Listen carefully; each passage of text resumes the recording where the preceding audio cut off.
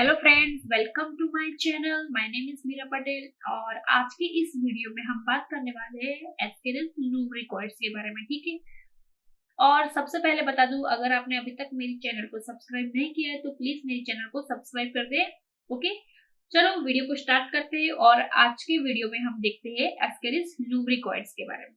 So first of all हम देखेंगे introduction part, then morphology, life cycle, pathogenesis, clinical manifestation, lab diagnosis और treatment के बारे में। ठीक है, तो वीडियो को अंत तक देखें और पूरी नॉलेज ले इसके बारे में, कैसे ये हमारे बॉडी में इन्फेक्शन कॉज करता है।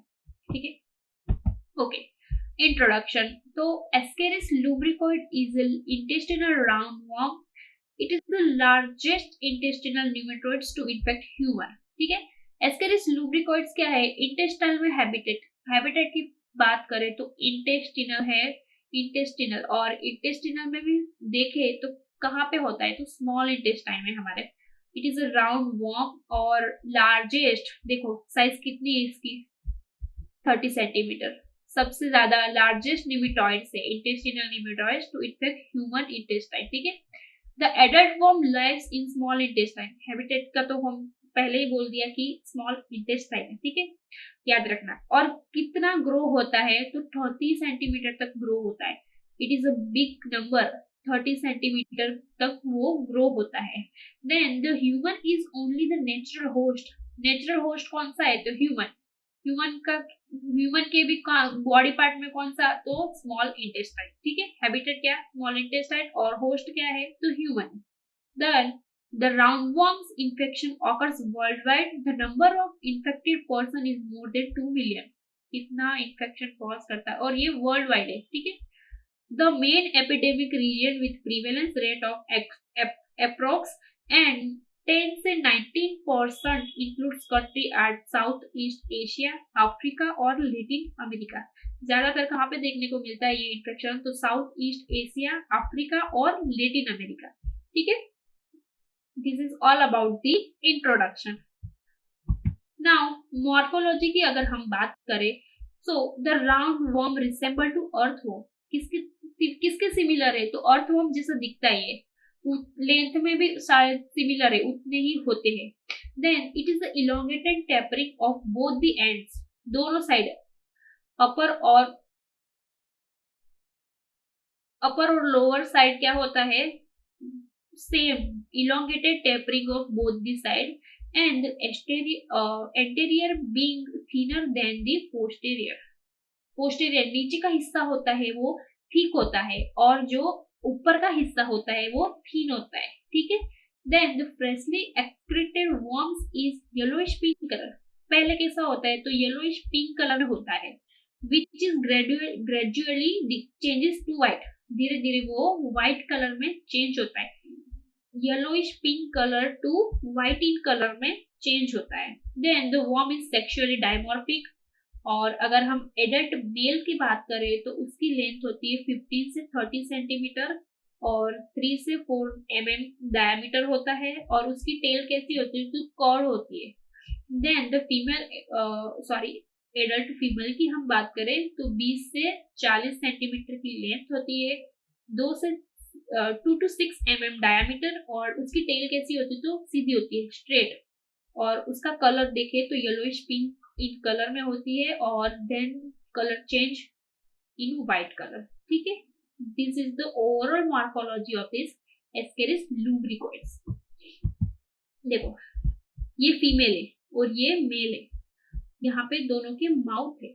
इसकी टेल देखो, मेल की हमने आगे अभी बात की कि कर्व होती है नीचे से, और इसकी लेंथ देखो, मेल से फीमेल बिगर इन साइज होती है। ठीक है, नाउ एस्केरिस अगर एग की हम बात करें तो एस्केरिस एग इज राउंड और ओवल, और साइज की हम बात करें तो 40 to 60 माइक्रोमीटर इन साइज में होता है। थिक ब्राउन सेल होती है, ये देखो, thick brown cell. Then have rough, देखो सरफेस कैसा है? रफ है, स्मूथ नहीं है, रफ सरफेस दिखने को मिल रहा है। ठीक है, it is the infective form of parasite. देखो, एक हमारे बॉडी में इन्फेक्शन कॉज करते हैं, अगर पर्टिकुलर एग की भी हम बात करें तो कौन से एग, तो फर्टिलाइज एग, ठीक है। दो टाइप के एग ये रिलीज करती है, पहले होता है अनफर्टिलाइज एग और होता है fertilize egg. So unfertilize egg is large और मोर इलोंगेटेड। साइज की अगर हम बात करें तो 38 to 55 और 78 to 105 माइक्रोमीटर। और जो फर्टिलाइज एग होते हैं वो ओवल शेप होते हैं, और साइज की अगर हम बात करें तो 35 से 50 और 50 to 70 माइक्रोमीटर। और कलर की हम बात करें तो गोल्डन ब्राउन इन कलर होते हैं, ठीक है, देख सकते हो यहाँ पे आप। ओके, नाउ लाइफ साइकिल की हम बात करें तो मैं सबसे पहले बता दूं कि लाइफ साइकिल 5 स्टेज में डिवाइड है, ठीक है। हम देखेंगे स्टेप बाय स्टेप कौन से स्टेजेस है, लेकिन ओवरऑल हम यहाँ पे एक बार लाइफ साइकिल के बारे में डिस्कस कर लेते हैं, ठीक है। कैसे इन्फेक्शन कॉज होता है, तो अगर कोई भी पर्सन कंटामिनेटेड फूड या फिर वाटर कंज्यूम करता है और उस कंटामिनेटेड फूड या फिर वाटर में एस्केरिस लुब्रिकॉइड्स के एग्स प्रेजेंट होते हैं, तो हमें हाई चांस है कि इन्फेक्शन होगा हमारे बॉडी में, ठीक है। तो सबसे पहले ये जाता कहाँ पे, हमारे ड्यूडेनम में जाता है, ठीक है, और वहां से penetrate its wall and go to the blood. देखो ड्यूडेनम की जो सरफेस दीवार होती है, जो सरफेस होती है, उसमें से भी वो पेनिट्रेट करता है और हमारे ब्लड फ्लो में जाता है। Then migrates to lung, blood हमारे पूरी बॉडी में सर्कुलेशन होता है, उसकी वजह से कहाँ जाता है, ये लंग्स में जाता है।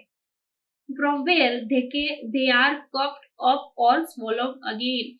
लंग्स में जाने के बाद अगर कोई पर्सन कफ थ्रू, किसी को कफ हुआ और वो कफ थ्रू निकल जाता है तो इन्फेक्शन कॉज नहीं होता। और अगर किसी ने पर्सन ने वो फिर से स्वॉलो कर दिया तो वो हमारे स्टमक थ्रू स्मॉल इंटेस्टाइन में जाके इन्फेक्शन कॉज करता है, ठीक है। Then the final development in small bowel में फाइनल डेवलपमेंट होता है इनका। देन किसी पर्सन ने स्टूल पास किया तो जो एग होते हैं एस्केरिस लुब्रिकॉइड्स के, वो सॉइल में आ जाते हैं और डेवलप भी सॉइल में होते हैं। तो दो टाइप के वो एग फॉर्म करती है, एक तो अनफर्टिलाइज एग जिसमें कोई इन्फेक्टिव लार्वी या कोई इन्फेक्टिव एजेंट ऐसा होता नहीं है उसका कि उसकी वजह से हमें इन्फेक्शन कॉज हो, ठीक है। देन दिस अनफर्टिलाइज, जो ये अनफर्टिलाइज एग होते हैं वो फर्टिलाइज एग में कन्वर्ट होते हैं और इसमें से फिर इन्फेक्टिव लार्वी फॉर्म होती है, ठीक है। और ये साइकिल ऐसे ही कंटिन्यू रन होती है कि अगर इन्फेक्टिव लार्वी फॉर्म हुई और वो किसी भी कंटामिनेटेड फूड या फिर वाटर में प्रेजेंट है तो उसकी वजह से हमारे बॉडी में इन्फेक्शन होता है, ठीक है। तो ये ओवरऑल हमने बात कर दी लाइफ साइकिल की। अगर हम अभी हम देखते हैं इसके स्टेजेस के बारे में, डिफरेंट स्टेज के बारे में। सो फर्स्ट स्टेज कौन सा है, तो एग्स इन पीसेस। हमने अभी ही बात की कि अगर कोई पर्सन स्टूल पास करता है और उसमें एग्स होते हैं तो वो सॉइल में डेवलप होते हैं, ठीक है। So sexually mature female produce as many as 2 lakh egg per day release करती है, प्रोड्यूस करती है फीमेल।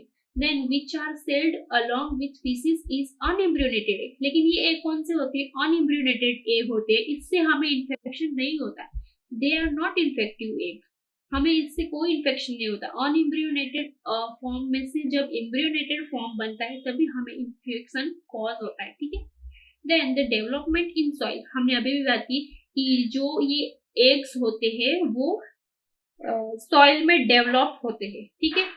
सो देखो इम्ब्रियोनेशन ऑकर्स इन सॉइल, अनइम्ब्रियोनेटेड फॉर्म में से इम्ब्रियोनेटेड फॉर्म बनता है, तो इम्ब्रियोनेशन ऑकर्स इन सॉइल। और ऑप्टिमम टेम्परेचर कितना होता है इनको ग्रो करने होने के लिए, तो 20 से 25 डिग्री सेल्सियस होता है विथ सफिशिएंट मॉइस्चर और oxygen.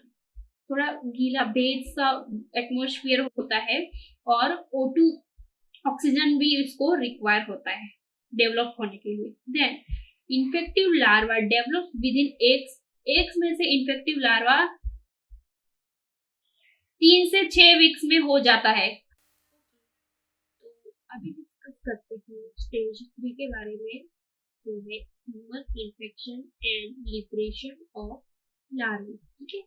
Human gets affected human get infection with invasion of embryonated eggs with contaminated food and water. पहले ही हम डिस्कस कर चुके हैं कि अगर कोई भी पर्सन कंटेमिनेटेड फूड या फिर वाटर को कंज्यूम करता है तो उसको इन्फेक्शन होता है और वो फूड या फिर वाटर में इम्यूनिटेड एक प्रेजेंट होती है, ठीक है. Then within the embryonated state, inside egg, first stage larvae develops into second stage larvae. ठीक है. This second stage larvae is called as raptiforms larvae. ठीक है.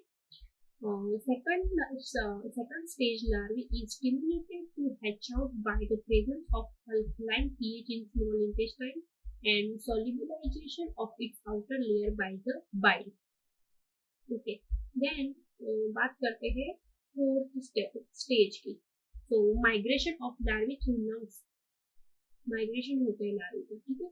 Hatch out larvae penetrate the intestinal wall and carried to liver through portal circulation. Intestine की दीवार को penetrate करते हुए hatch out larvae और लीवर में जाते हैं through the portal circulation. Then it then travel via blood द्वारा भी ट्रैवल होती है और कहाँ तक जाती है, कौन से ऑर्गन से जाती है, heart and to lungs by pulmonary circulation within 4 to 7 days of infection. इसमें कम टाइम में वो बाकी वाइटल ऑर्गन में भी ये स्प्रे होते हैं. Then the larvae in lungs mold twice and enlarge and break into alveoli. alveoli को ब्रेक करता है, ठीक है. नेक्स्ट स्टेज है फिफ्थ नंबर का, reentry to stomach and small intestine. फिर से री एंटर स्टमक में होता है और ग्रो होते हैं, मैच्योर होते हैं स्मॉल इंटेस्टाइन में, ठीक है.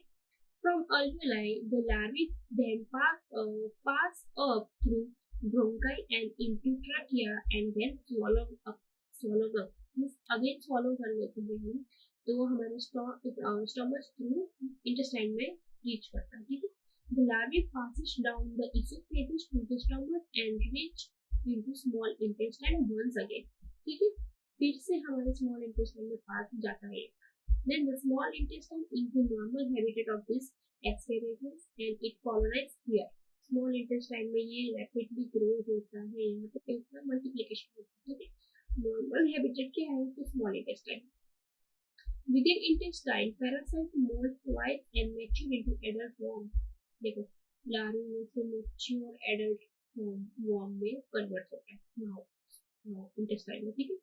Then the sexual maturation occurs within 6 to 10 weeks. Then the mature female discharges its eggs in intestine lumen and excreted along with feces. Feces तो उसके eggs निकल जाते हैं and continue the life cycle. वैसे ही इसकी लाइफ साइकिल मैंने आगे आपको ब्रीफली इंट्रोडक्शन दे दिया है लाइफ साइकिल के बारे में, ठीक है. Then the lifespan of this parasite is 12 to 18 months. कितना है देखो, 12 to 18 month लाइफ स्पैन है दिस एस्केरिस lumbricoids का. Okay okay. Now discuss about the mode of transmission. तो पिको ओरल रूट थ्रू ये ट्रांसमिट होता है by the contaminated food and water. Okay, now discuss the pathogenesis. Infection of Ascaris lumbricoids in human is known as Ascariasis.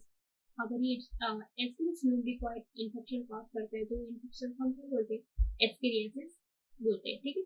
There are two phases in Ascariasis. अभी देखो Ascariasis के भी दो phases, first one migrating larva and second one is the adult worm. So first discuss about the migrating larva, ठीक है. The migrating larvae causes pathological lesions. The severity of lesions depends upon the sensitivity of the host, nutritional status of the host, and number of migrating larvae. ठीक है, कौन से factor पे ये depend होता है लीजन, तो sensitivity of the host, then nutritional status क्या है उसका, ठीक है, उसके ऊपर भी डिपेंड करता है, और कितने नंबर में लार्वे माइग्रेट हुई है उसके ऊपर भी डिपेंड करता है. Then, during migration, the molding through lungs, larvae may cause pneumonia. तो अगर lungs में infection spread हुआ है तो pneumonia cause करेगा ही करेगा. और अगर इसके सिम्टम्स की बात करें तो लो ग्रेड फीवर होता है, cough and other allergic symptoms body में शो होते हैं हमको जब ये इन्फेक्शन हमारे लंग्स में होता है और निमोनिया कॉज करता है तब। ठीक है, ओके। सेकंड स्टेज और फेज की हम बात करें तो वो है wet worm. Few warm intestine produce no major symptoms and but sometimes give abdominal pain, especially in children. ज्यादातर जो होता है कोई सिम्टम्स हो ही नहीं था, मीन्स असिम्टोमेटिक होती है, बट चिल्ड्रन की इम्यूनिटी लो होने की वजह से अगर उनके ज्यादा इन्फेक्शन हो गया है तो कभी कभार एब्डोमिनल पेन होता है उनको। ठीक है, the adult worm produce trauma in host tissue and the wandering adults may block the appendicle lumen or common bile duct and say even small intestine। क्या क्या ब्लॉक करता है देखो adult worm, appendicular lumen and common bile duct को block कर देता है, और कभी कभी स्मॉल इंटेस्टाइन में भी ये ब्लॉक कर देगा, ब्लड सर्कुलेशन नहीं होती, कुछ एक्टिविटी होती ही नहीं है स्मॉल इंटेस्टाइन में, जबकि एडल्ट वर्म्स होते हैं वो ज्यादा में प्रेजेंट हो जाते हैं। ठीक है, the large number of adult worms affected the nutritional status of the host by robbing the nutrition leading to malnutrition and growth retardation in the children। कितने major causes है इसके देखो। Then the metabolites of living or dead worm are toxic and immunogenic। The lumbriforms also produce various allergic toxins which manifest fever, conjunctivitis and irritations। irritations। Now clinical manifestation की अगर बात करते हैं तो most of the SL infection is asymptomatic, तो यह भी होता है कोई इन्फेक्शन कोई सिम्टम्स हो ही नहीं हो। और सिम्टम एस्केरियासिस दो टाइप में है, फर्स्ट है इंटेस्टिनल और सेकंड है प्यूल्मोनरी। चलो फर्स्ट बात करते हैं इंटेस्टिनल एस्केरियासिस की। तो इन्फेक्शन क्या कॉज होता है, nausea, vomiting, abdominal pain, weight loss and diarrhea, then malabsorption of nutrition and growth retardation। ठीक है, ये intestinal एस्केरियासिस के सिम्टम्स। नाउ ओके, तो अभी हम देखते हैं pulmonary एस्केरियासिस। ठीक है, तो ट्रांजिएंट इओसिनोफिलिक निमोनिटिस, इसका मतलब होता है कि ये ऐसा इन्फेक्शन है जो कि रेयरली होता है, और कहाँ पे होता है तो हमारे लंग्स में होता है, जिसकी वजह से क्या होता है इन्फ्लामेशन होता है लंग्स में, और कभी कभी लंग्स डैमेज भी हो जाते हैं। ठीक है, ये इज पुल्मोनरी एस्केरियासिस के सिम्टम्स है। Then wheezing, fever, non productive cough and chest pain भी होता है। ठीक है, ये हो गया क्लिनिकल मैनिफेस्टेशन। ठीक है, अभी हम देखते हैं लैब डायग्नोसिस के बारे में। तो सबसे पहले सैंपल कौन कौन से कलेक्शन हो गए, तो स्टूल होगा और स्पूटम होगा, sputum sample and stool sample. ठीक है, और माइक्रोस्कोपी की बात करें तो examination of stool by saline emulsion और concentration by flotation methods employed to अनइम्यूनेटेड एग्स। किसके लिए होता है फ्लोटेशन मेथड, तो अनइम्यूनेटेड एग के लिए होता है। ठीक है, एक्सरे भी किया जाता है। देन सीरो डायग्नोसिस की अगर बात करें तो उसमें कौन कौन से टेस्ट होते हैं, तो इनडायरेक्ट हीम अग्लूटिनेशन टेस्ट होता है और इम्यूनोफ्लुओरेसेंस ऐसे होता है। देन अल्ट्रासोनोग्राफी भी होती है और सीटी स्कैन भी कभी कभी जरूर पड़े तो करना पड़ता है। ठीक है, और अदर टेस्ट की बात करें तो ब्लड काउंट, सोन, पेरिफेरल इओसिनोफिली। ठीक है, पिलिया ब्लड काउंट भी होता है। ओके, नाउ ट्रीटमेंट की हम बात करें तो मेबिंडाजोल ड्रग ऑफ चॉइस है। Then 100 mg twice a day for the 3 days। ठीक है, देन अल्बेंडाजोल है। देन पैरेंटल पामोएट है, वो सिंगल डोज दिया जाता है। एंड पिप्राजिल सिट्रेट भी यूज की जाती है। ठीक है, तो ये हो गई ट्रीटमेंट की बात में। Thank you. अगर आपको मेरा वीडियो पसंद आता है तो प्लीज उसे लाइक करें और शेयर करें अपने फ्रेंड्स के साथ। ओके।